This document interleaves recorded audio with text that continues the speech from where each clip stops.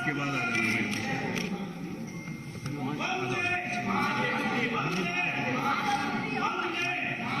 यहाँ हटा दिया वहाँ कहाँ जाना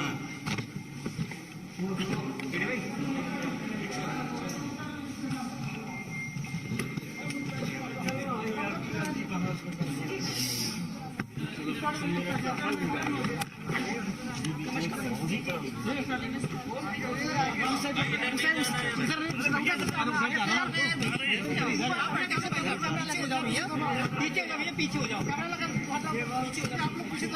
ये पीछे हो जाओ पीछे ला जल्दी ला आईडी लो कैमरा लगाओ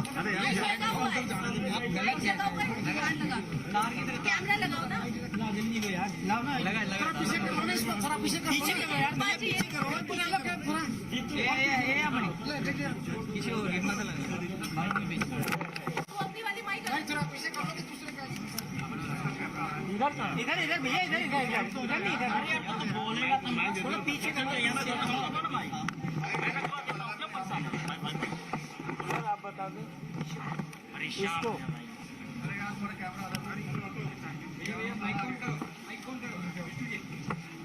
भाई आगे से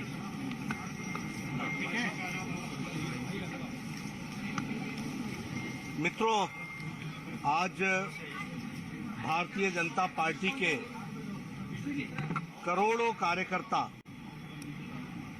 देश भर में और दुनिया में डॉक्टर श्यामा प्रसाद मुखर्जी का जन्मदिन, जन्म जयंती मना रहे हैं।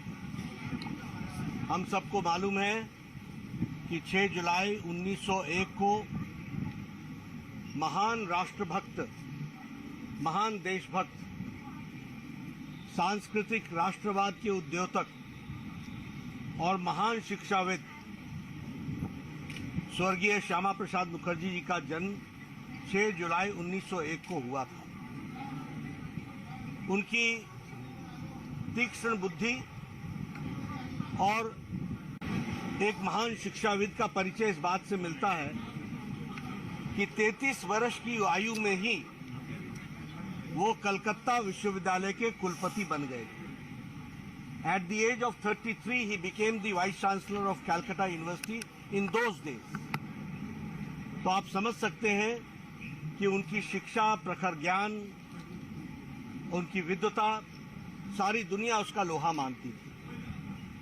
हम ये भी जानते हैं कि 1929 में 1929 में वो पहली बार बंगाल की विधानसभा में उन्होंने प्रवेश किया और 1930 में वैचारिक मतभेद को ध्यान में रखते हुए उन्होंने इस्तीफा दे दिया और तत्पश्चात वो फिर से शिक्षा के काम में लगे।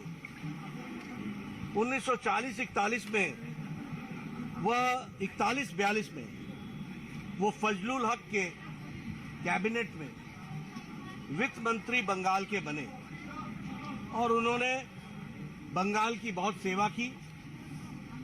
सबसे महत्वपूर्ण बात यह है कि उस समय की चर्चा में बंगाल सारे का सारा भारत से और पंजाब सारे का सारा भारत से निकलने की बात हो रही, लेकिन उन्होंने यह लड़ाई लड़ करके जो आज बंगाल का हम स्वरूप देख रहे हैं, यह श्यामा प्रसाद मुखर्जी की देन है कि उन्होंने उस समय इस विषय को रखा और फिर वो पश्चिम बंगाल के नाम से जाना गया। साथ ही साथ वह जवाहरलाल नेहरू के कैबिनेट के पहले सदस्य थे। वह इंडस्ट्रीज मिनिस्टर बने, उन्होंने उद्योग की नीति रखी और साथ ही साथ उन्होंने खादी ग्रामोद्योग की भी स्थापना की।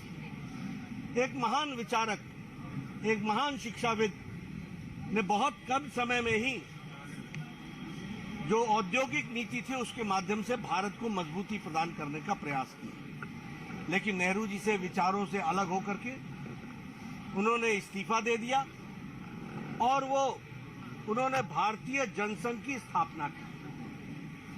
और भारतीय जनसंघ की स्थापना का कारण ये था कि नेहरू जी की तुष्टीकरण की नीति, अपीजमेंट की नीति से वो दुखी भी थे, चिंतित भी थे, व्यथित भी थे।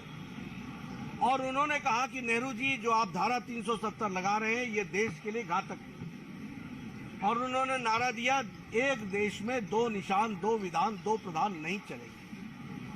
और इस बात को लेकर के 11 मई को वह जम्मू कश्मीर में बिना परमिट के, उन दिनों परमिट पर जाना पड़ता था जम्मू कश्मीर में, उन्होंने सत्याग्रह किया। उन्होंने कहा कि मैं बिना परमिट के जाऊंगा, यह भारत की धरती है, यहाँ किसी के भी परमिट रहने की जरूरत नहीं है।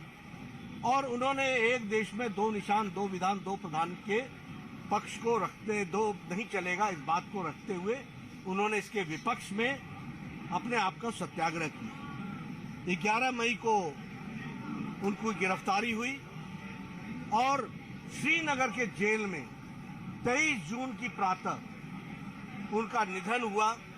रहस्यमय तरीके से निधन हुआ। उनकी माताजी ने एक लंबी चिट्ठी जवाहरलाल नेहरू जी को लिखी कि इसकी इंक्वायरी होनी चाहिए। कांग्रेस जाने, नेहरू जी जाने कि उन्होंने क्यों यह इंक्वायरी नहीं कराई। और रहस्यमय तरीके से हम लोगों ने अपने प्रिय नेता श्यामा प्रसाद मुखर्जी जी को खो दिया। लेकिन भारतीय जनसंघ और भारतीय जनता पार्टी ने उनकी यात्रा को सफल बनाने के लिए सालों साल लगे रहे। और मुझे खुशी है कि आदरणीय प्रधानमंत्री जी के नेतृत्व में और अमित शाह जी की रणनीति ने धारा 370 को धाराशाही कर दिया। और आज एक देश में एक विधान, एक प्रधान, एक संविधान लागू हो गया और धारा 370 समाप्त हो गया। यह श्यामा प्रसाद मुखर्जी जी को सच्ची श्रद्धांजलि है। आज जब हम उनको याद करते हैं उनकी जन्म जयंती पर, तो भारतीय जनता पार्टी के कार्यकर्ता, करोड़ों कार्यकर्ता 23 मई से लेकर 6 जून के बीच में वृक्षारोपण, सामाजिक कार्य, अस्पतालों में जाना, गरीब लोगों की चिंता करना, झुग्गी झोपड़ियों की चिंता करना, उनके लोगों की चिंता करना और सामाजिक कार्य को आगे बढ़ाना, यह काम हम लोग लेते हैं।